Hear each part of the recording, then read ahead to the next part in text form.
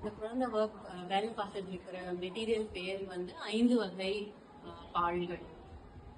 Gender classification தமிழ்ல பண்ணிட்டு இருக்கோம். பெயர்ச்சொல் ஏற்கனவே குழந்தைக்கு ப்ரெசன்டேஷன் கொடுத்தாச்சு. அதை பேஸ் பண்ணி அவங்க வந்து அடுத்த லெவல் ஆஃப் ஒர்க் பண்ணிட்டு இருக்காங்க. இந்த இதுல என்ன பண்றாங்கன்னா, நம்ம ஏற்கனவே மெட்டீரியல்ஸ் வச்சுருக்கோம். அந்த மெட்டீரியல் எடுத்து குழந்தைங்க வந்து அவங்களே கிளாஸிஃபை பண்றாங்க. ப்ரெசன்டேஷனுக்கு அப்புறம் என்ன நடக்குது, அந்த என்னென்ன பாடம் இருக்கா, ஸோ உயர்திணையா அக்ரிணையா. முதல் லெவல் வந்து எப்படின்னா, அவங்க வந்து உயர்திணைனா திணைனா என்ன, உயர்திணைனா என்ன, அக்ரிணைனா என்னன்னு மட்டும் கிளாஸிஃபை பண்ணுவாங்க. அதுக்கப்புறம் அடுத்த லெவல் ப்ரெசன்டேஷன்ல உயர்திணையில இருக்கிற டைப்ஸ், அப்புறம் அக்ரிணையில இருக்கிற வகைகள், இது எல்லாத்தையும் எடுத்து கிளாஸிஃபை பண்ணுவாங்க. இந்த மெட்டீரியல்ல என்ன நடக்குதுன்னா, ரைட்டிங் நீட் ஃபார் ரைட்டிங் அது வந்து எலிமினேட் ஆயிடுது.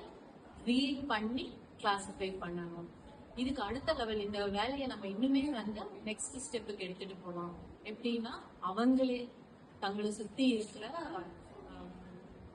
பொருட்களை பார்த்து கிளாஸிஃபை பண்ணலாம். இது எதுல வருது, என்ன, இது வந்து அக்ரிணையா உயர்திணையா, உயர்திணையில வந்து ஆண் பாலா பெண் பாலா பலர்பாலா அப்படின்னு சொல்லி கிளாஸிஃபை பண்ணும்.